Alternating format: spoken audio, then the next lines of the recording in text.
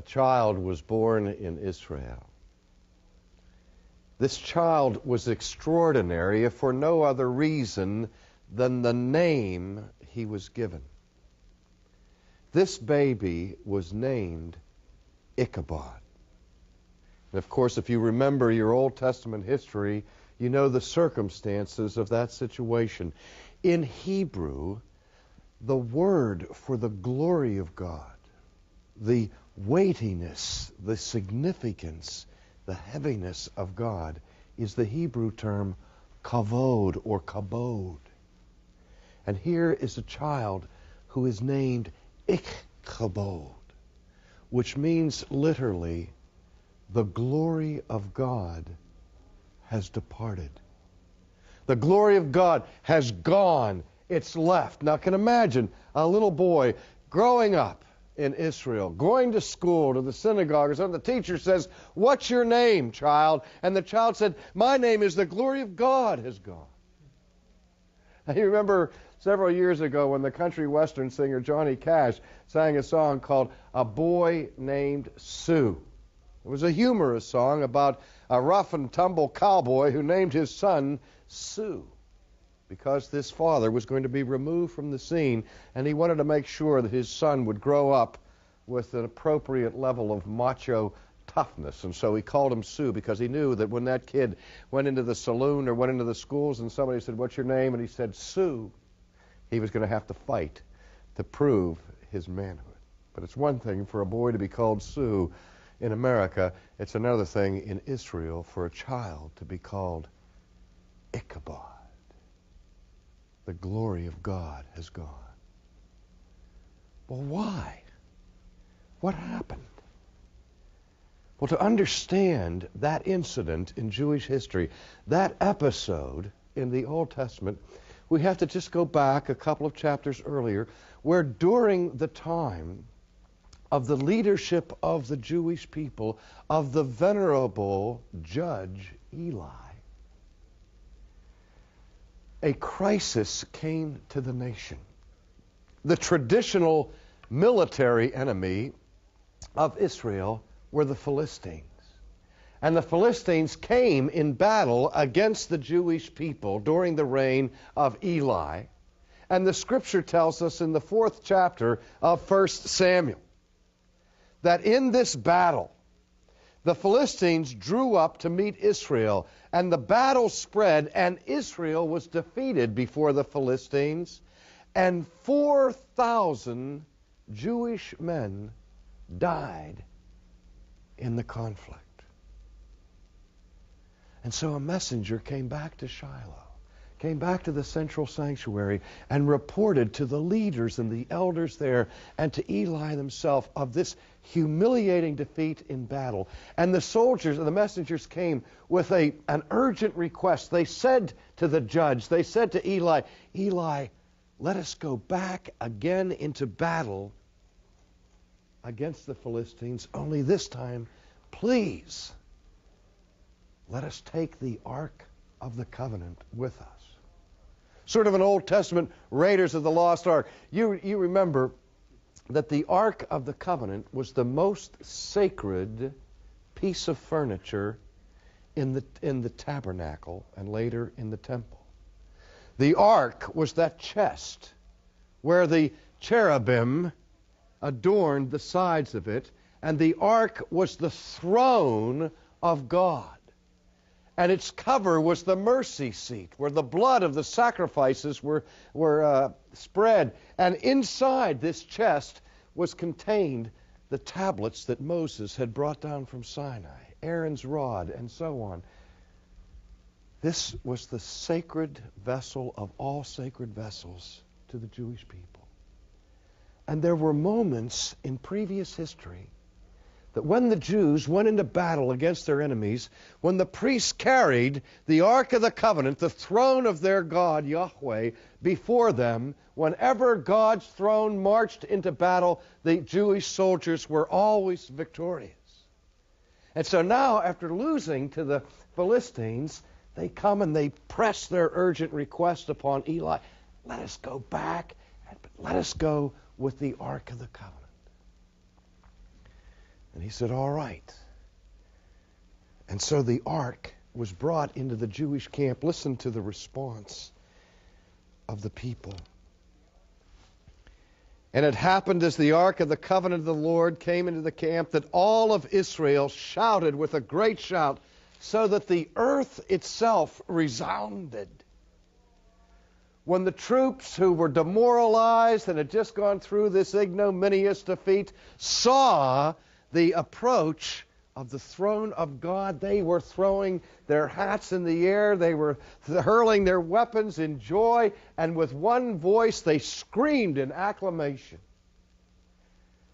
And when the Philistines heard the noise of the shout, they said, what does the noise of this great shout in the camp of the Hebrews mean? And then they understood that the ark of the Lord had come into the camp, and the Philistines were afraid, and they said, God has come to this place. Woe unto us! Nothing like this has happened before. Woe unto us! Who shall deliver us from the hands of this mighty God? Isn't this the mighty God who defeated the chariots of Egypt? And they were terrified. But there was nowhere for the Philistines to retreat. And so the battle took place. And this time, of course, the outcome was different. In this battle, not 4,000 Jewish soldiers were killed, but 30,000 Jewish men were slain. Once again, the Philistine host was victorious, and they captured the Ark of the Covenant. And in this selfsame battle, the two sons, the undisciplined sons of Eli, perished on the battlefield. And so a man from the tribe of Benjamin was dispatched to carry back the news of the defeat to Shiloh, to Eli. And Eli sat by the gate, and the Bible tells us that he was 98 years old and that he was obese. He was massively overweight, and he had become blind in his old age. And as he sat there listening for some word of the outcome of this battle, the messenger came up to him and reported the news. And the man said to Eli, I am the one who came from the battle line. Indeed, I escaped from the battle line today. And Eli said, how did things go, my son? And the one who had brought the news answered and said, Israel has fled before the Philistines, and there has also been a great slaughter among the people. And your two sons also, Hophni and Phinehas, are dead. And how's that for a report? We lost the battle, 30,000 slain, and Eli, it included your two sons, Hophni and Phinehas. But even with this grim aspect of the message, there is still no visible response from Eli until the messenger added, and the Ark of the Covenant has been taken into the camp of the Philistines.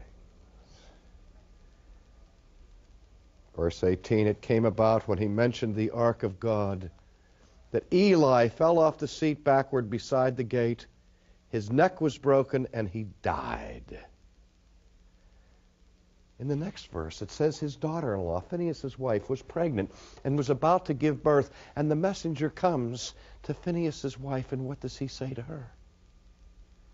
He announces to her, your husband was killed today. Your brother-in-law was killed today. And your father-in-law has just dropped dead. And the Ark of the Covenant has been captured by the enemy. When she heard that announcement, she fell on the ground, went into labor, bore a child, and immediately upon producing this child, she died. And somebody came and picked up this infant who was born in the midst of such calamity and said of the child, His name is Ichabod. The Ark of the Covenant, the throne of God, the glory of God is gone. This is a day that will live in infamy. Meanwhile, as there is mourning and grief and consternation in the household of Israel, back among the chiefs and the princes and the kings of the Philistines, there is tremendous rejoicing. We read in chapter 5 that the Philistines took the ark of God and brought it from Ebenezer to Ashdod. Now you remember that the Philistines were a nation that were made up chiefly of 5 city-states. And each of these great cities was ruled by a king. The cities of Gath, of Ashkelon, of Ashdod, and so on were the great cities of the Philistines. And so when the ark was captured, first of all, it was taken to the city of Ashdod. And there in triumphal procession, this trophy of military victory was taken to the temple of Dagon. Dagon was the chief deity of the Philistines.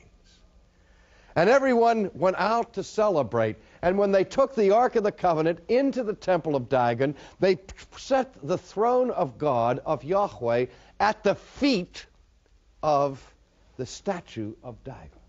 Symbolizing what?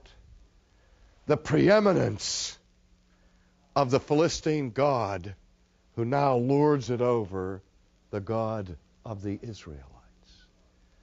And they left the ark in the temple and went out to celebrate.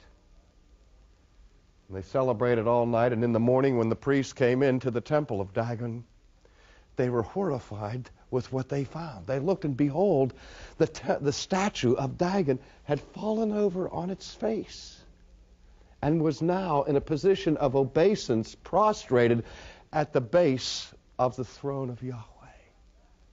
And they scrambled to correct that indignity, and they propped up their statue again in the position of superiority and went back for some more feasting and celebration. They came in the next morning, and they found the statue of Dagon not only tilted over on its face, but this time smashed into a million pieces. And one of the southern Philistines looked at that and said, "Daggone."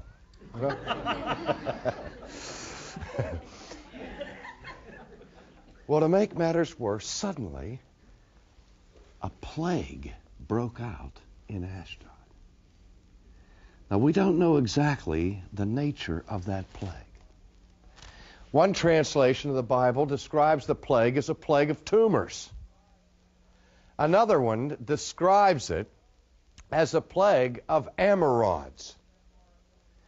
But those that are more graphic in their interpretation of the Hebrew say that it was a plague of hemorrhoids. God has a sense of humor. I would have liked to have owned the Preparation H franchise among the Philistine towns at that point. But this terrible plague of hemorrhoids attacks the people of Ashdod. And in the wake of this plague of tumors comes a plague of rats, a rapid infestation of rodents crawling everywhere and bringing disease and destruction to the city. And when this happened, the king of Ashdod began to wonder, is there a connection between the calamity that has befallen our city and the presence of the Jewish throne of God? He said, I don't know. But he decided to make a gift of the throne of God to the king of the closest city in Philistia. And so for several months, what happened in Philistia was the Philistine kings played musical ark. They shifted to Gath. They shifted to Ashkelon. They shifted all around the nation.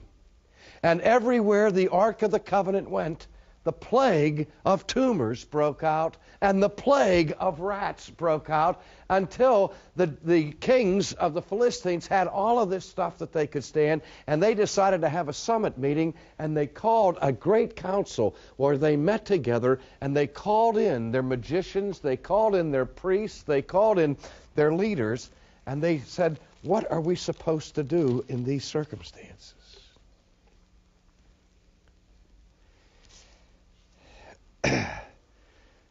The Philistines called on their priests, saying, what shall we do with the ark of the Lord? Tell us how we shall send it to its place. And the priest and the magician said, if you send away the ark of the God of Israel, don't send it back empty. But you shall surely return to him a guilt offering. If you want these plagues to stop, if you want these tumors and these rats to go away, you not only have to take this sacred vessel back to Israel, but you must take with it a guilt offering to appease the wrath of Yahweh. And the king said, well, what kind of a guilt offering shall we send? And the priest said, you shall fashion 5 tumors of gold and 5 golden rats, pure gold, and send them back as a peace offering to God.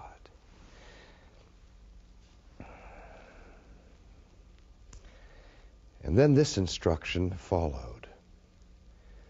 Now therefore take and prepare a new cart and 2 milk cows in which there's never been a yoke, and hitch the cows to the cart and take their calves home away from them, and take the ark of the Lord and place it on the cart, put the articles of gold which you return to him as a guilt offering in a box by its side, and then send it away that it may go. And watch it. Watch where it goes. We're going to put a test out there.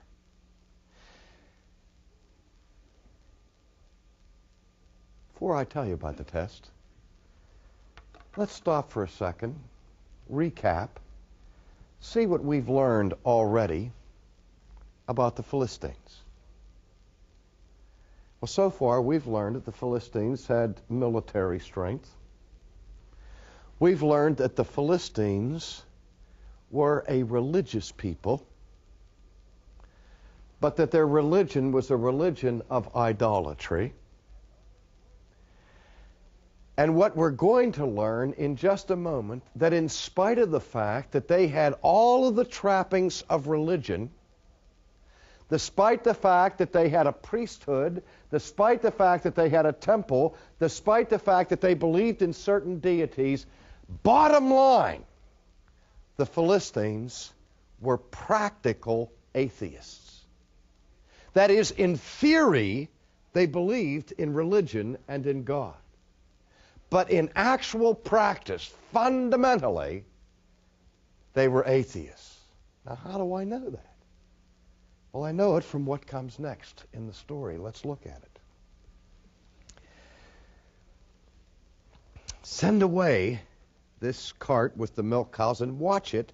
If it goes up by way of its own territory to Beth-Shemesh, then he, that is God, has done this great evil. But if not, then we shall know that it was not his hand that struck us, but that it happened to us by chance. Let's take a practical look at things. Let's put the situation to the test. We don't know whether this terrible outbreak of the plague of rats and of tumors was merely a coincidence, a fortuitous event, or whether it was the hand of God upon us. We only see 2 possibilities. Either it was God or it was chance. And so we'll put this scientific experiment together and see what happens with the cows and the cart and the guilt offering that we're sending back. If the cows go one direction, we'll come to the conclusion that yes, God was behind this. If it goes the other direction, we'll know that it happened by chance. They considered the possibility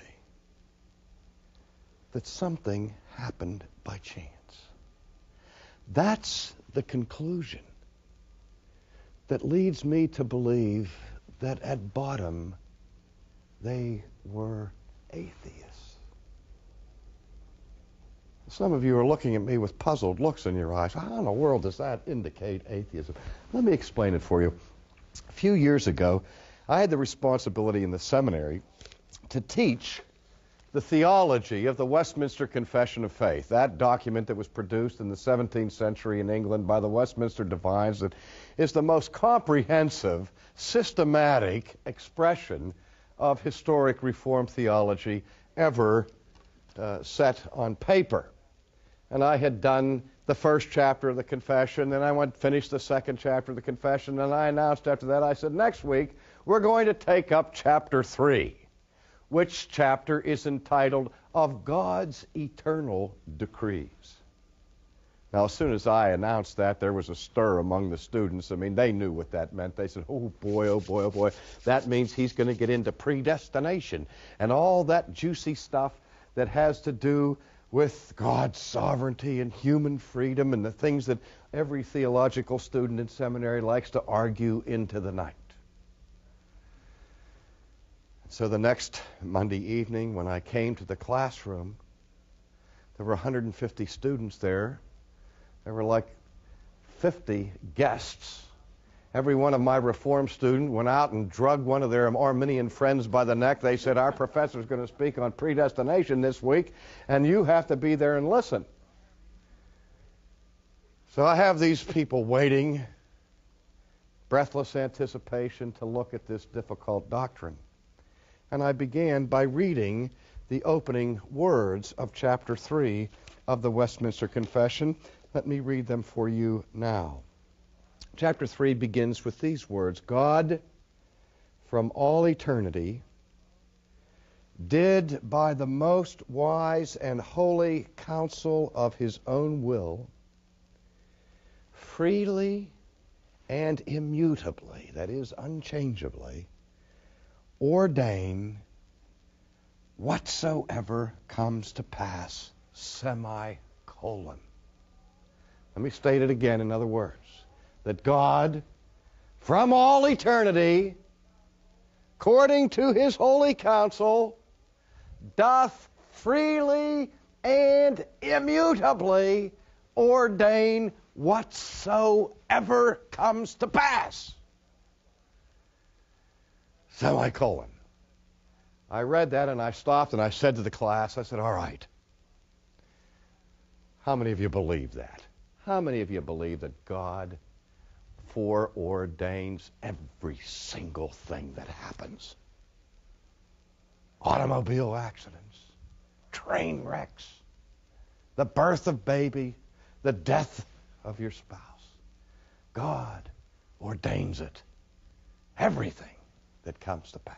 How many of you believe it? 100 hands went up. These were Reformed students. These guys were fighting for the angels. This was old hat to them. They didn't have any problem with it. I said, okay, how many of you don't believe it? 50 hands went up. I said, fine. I said, okay, let me ask another question. How many of you would freely acknowledge that you are atheists?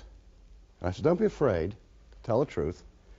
Nobody's going to take down names. Nobody's going to report you to authorities. Nobody's going to take out matches and burn you at the stake. How many of you would call yourselves atheists? And nobody put their hand up. And I was flabbergasted. I immediately went into my Lieutenant Columbo routine. You know? I said, wait a minute. I said, there's just one thing I don't understand here. And then I said, do you mind if I ask you a personal question? I was talking to the wife the other night, and she said, I just can't figure this out. And I played this little game with him, and I said, let me see if I get this straight. You're telling me you don't believe that God ordains whatsoever comes to pass, but you're not an atheist. I can't put those two together. I said, don't you realize that so far, up to the semicolon of what I've read, this statement in the Westminster Confession has nothing in it that is distinctively Calvinistic or Reformed. It has nothing in it that's even uniquely Christian. Every Jew would affirm what I've just read. Every Muslim would affirm what I've just read. Any cogently thinking theist would have to affirm what I just read. We haven't even gotten to the Reformed doctrine of predestination yet. All it says is that from all eternity God ordains whatsoever comes to pass. I said, what that statement affirms is that God is sovereign over everything that happens. But the great Augustine in the 4th century made the comment, carefully now, think carefully, that God ordains, at least in some sense, everything that comes to pass. It may be in a passive sense, what some people call God's will of permission. That's a little bit misleading, that term, as if he gives his endorsement or sanction on your sin. He permits your sin in the sense that he doesn't stop you from doing it, but he doesn't sanction it.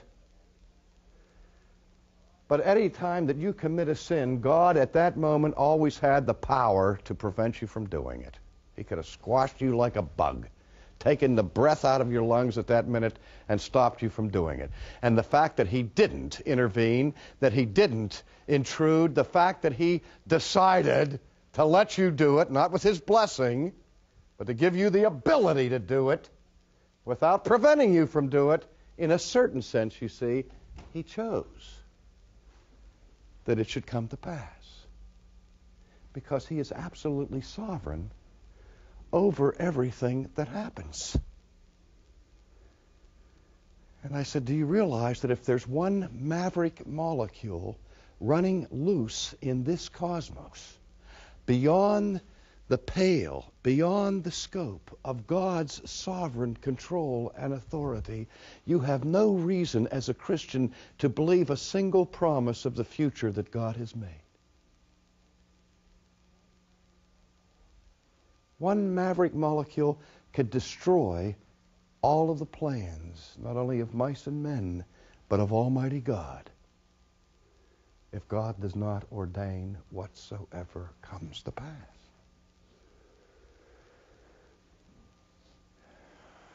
Remember when you were children, you learned a little story. For one of the nail, the shoe was lost. For one of the shoe, the horse was lost. For one of the horse, the rider was lost. For one of the rider, the battle was lost. For one of the battle, the war was lost. All because one nail. When I was a boy, one of my heroes was a race driver by the name of Bill Vukovich, who was killed in the Indianapolis 500. When that super expensive piece of machinery, a prototype, costing tens of thousands of dollars to build and construct, failed in a turn because a 10-cent cotter pin broke. A grain of sand in the kidney of Oliver Cromwell changed the course of history. A piece of lead in the brain of John F. Kennedy changed the course of American history.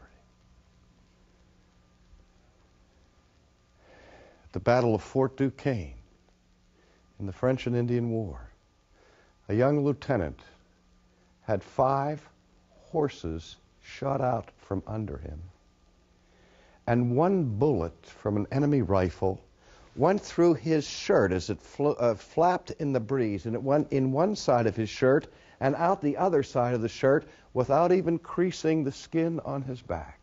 And he survived that battle, and George Washington became the first president of the United States. You know, 1/10 of an inch, and he wouldn't have survived that battle of Fort Duquesne. But by chance, he made it. Through the fortunes of circumstances, Kennedy was in the wrong place at the wrong time. I don't know. One maverick molecule outside the authority of God's sovereign control could thwart his plans and prevent the return of Christ, could prevent the vindication of faith that you hold dear.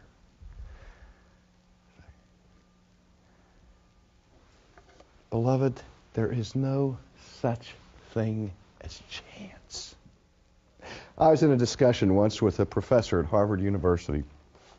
He taught in the graduate school at Harvard in the field of the philosophy of science. And we were talking about the origin of the cosmos.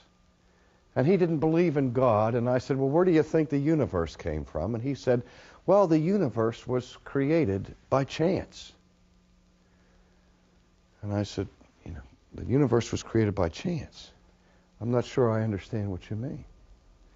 I said, are you telling me that the power supply for everything that is, the Big Bang of the entire universe, that was ultimately caused by chance? And he said, yes. I said, that's amazing. I said, don't you realize that chance can't do anything? He said, what do you mean?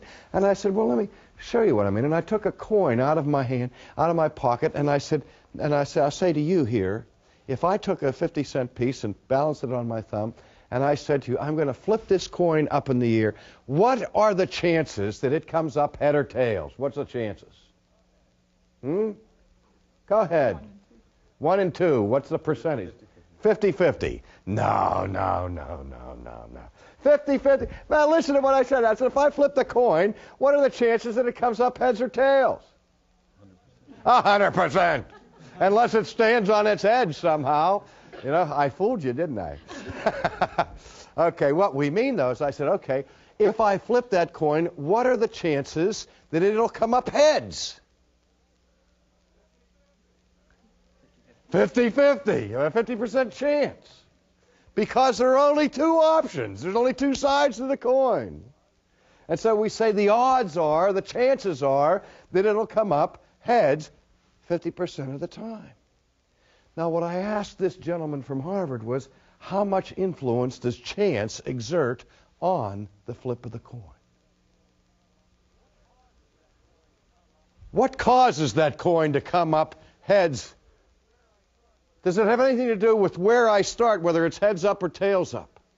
How much pressure I exert with my thumb, the density of the atmosphere, how many revolutions it makes, whether I catch it here, here, or here, and after I catch it, whether I turn it over or don't turn it over. There are all those variables. We could add to those variables so many complexities that would drive us nuts trying to predict how it's going to turn out. But we can cut the Gordian knot. We can reduce the options to the simple options that are there mathematically. The mathematical possibilities are they can be 1 and 2. And so I say the chances are 50-50 that it's going to come up heads. But how much power, how much force does chance exert? Absolutely none. I said to that professor, chance cannot do anything because chance isn't anything. He said, what do you mean? I said, the word chance is a word that we use, a cipher, a symbol, to describe mathematical possibilities. You're now giving to chance not just an empty word to describe possibilities, you're giving it being, power, ability to do work. I said chance can do nothing because chance is not a thing. It's not an entity. It is no thing. Let me say it again. It is no thing. Faster. It is no thing. Even faster. It is nothing. Do you see that? Chance has no being, and if it has no being, it has no power. For something to do something, it first must be. And when I said that, that good professor went like this. He says, of course, what could people? Well, he says, I can't believe I made that mistake. Isn't it interesting that some of the most foolish mistakes are the kinds of mistakes made by the most learned and brilliant of people? Chance can't do anything. What are the chances that the universe was created by chance? Huh? Not a chance. Because to say that the universe was created by chance is to say that the universe was created by nothing. And I realize that there are intelligent people who say that. In effect, because people are saying that the universe created itself. That's madness. For something to create itself, to be self-created, would require what? For something to create itself, it would have to be when? Before it was. To create itself, it would have to be before it created itself to be what it is that's giving me a headache. It would have to be and not be at the same time and in the same relationship. The most fundamental violation of reason is to say something like that. Nothing can create itself. Nothing can do nothing. And people argue about creation, and I say to them, do you believe that anything exists now? Do you exist now? Is there anything here? Even if you think it's all an illusion, do you think the illusion's here? I say, where'd it come from? Ladies and gentlemen, if anything exists now, this is elementary, then there never could have been a time when there was nothing. Because the most fundamental maxim of all reason and all science and all philosophy is the maxim ex nihilo nihil fit. Out of nothing, nothing comes. If there was ever a time when there was nothing, the only thing there could possibly be now couldn't possibly be now. Because the only thing there could be would be nothing. And nothing is not something. Not even a little something. Not even a microscopic something. Not even a subatomic something. It is nothing. And if there was ever a time that there was nothing, there would be nothing now. So there always had to be something. Something that had the very power of being within itself, or nothing could possibly be. Is there anything more elementary than that? If the equation is God or chance, the only possible solution, ladies and gentlemen, is God. Because chance can do nothing. Well, what does that mean about atheism? I said, if you believe in chance, that things happen by chance, what you're saying is God is not sovereign.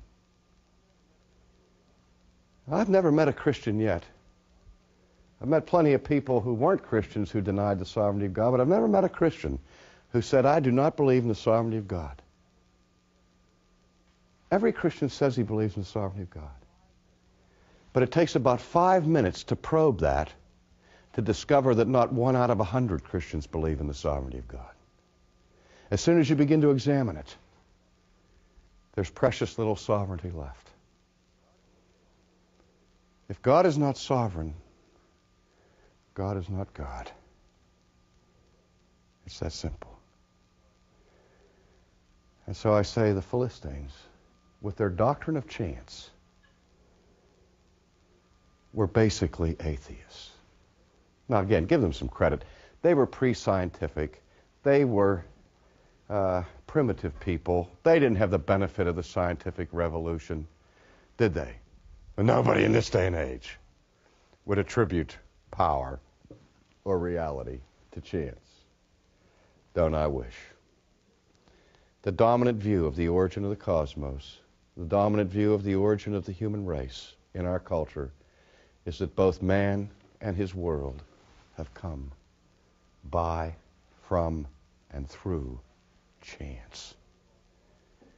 Now, if you don't give ontological status to chance, they'll still say that it still came by this chance, random collision of molecules or of atoms that happened for no reason at all.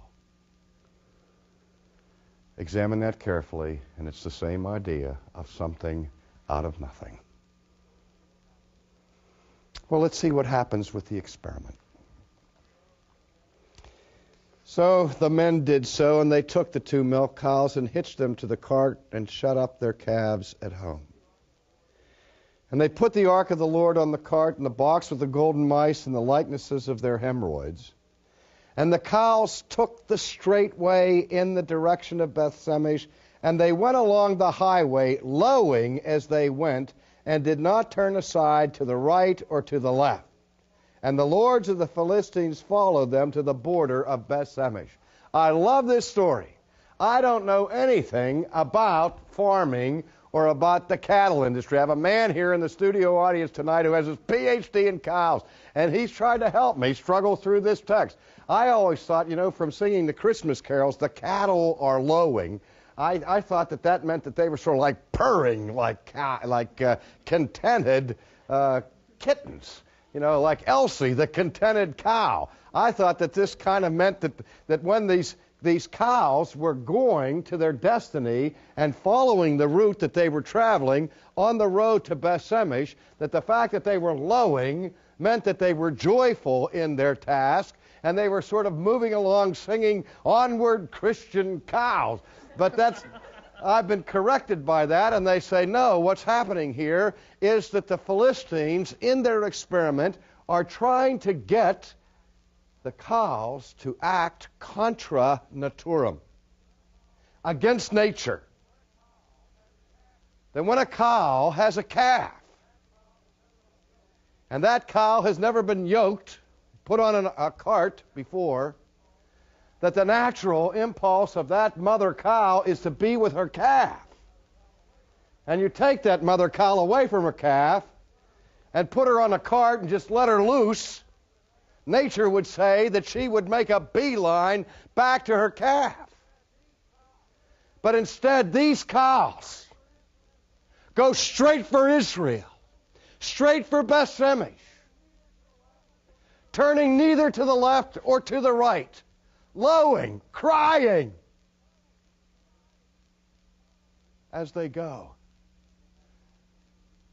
But no matter how sad and torn they are obedient to the sovereignty of God's providential rule. And they crossed the border into Israel and came to the threshing field of Joshua in Beth-Shemesh. And the scriptures tell us that these cows that hadn't moved to the left or to the right marched up carrying their cargo and stood on the stone floor of Joshua. And when the Jewish people saw them coming, the word went through the community. Everybody gathered around. They could recognize as this cargo approached that these cows were bringing back to Israel the Ark of God. The Bible doesn't say it happened, but I'm sure one of the lookouts, when he recognized what was coming back across the border of Israel, screamed at the top of his lungs, "Ichabod! The glory of God has come back." And as the people celebrated the return of the throne of God, they dismantled the cart, took the treasure, carefully prepared the Ark of the Covenant, and the cow stood there on the stone. And the farmers were so happy that they wanted to offer a burnt sacrifice of thanksgiving to God. And so they took the cart and cut it up into firewood And as the cow stood there in obedience, they put the wood underneath them, and they kindled it and sacrificed the cows on that spot.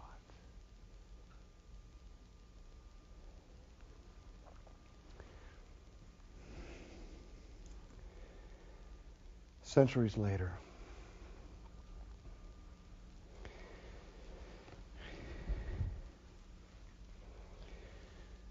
God sent a lamb on a mission. In his providence, God ordained from the foundation of the world that this lamb should go to an altar to be slain as a sacrifice. And the record of history was that this lamb, as he was led to the slaughter, opened not his mouth, but neither did he turn to the left, nor did he turn to the right, but he went with his face set as a flint toward Jerusalem, to the place of sacrifice.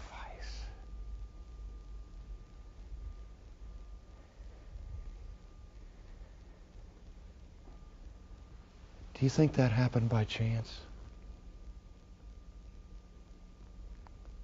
Do you think that the Lamb of God went forth to die perchance?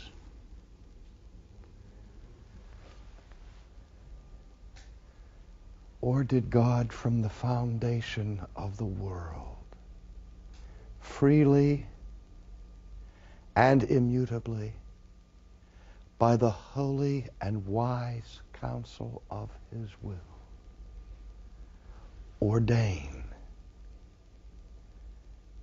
that it should come to pass? Nothing that ever happens to you happens by chance. If God is God, then he is sovereign. And if he is sovereign, there are no maverick molecules. And no maverick molecules, no accidents. No accidents, nothing happens by chance. What are the chances that God would leave your redemption to chance? Not a chance.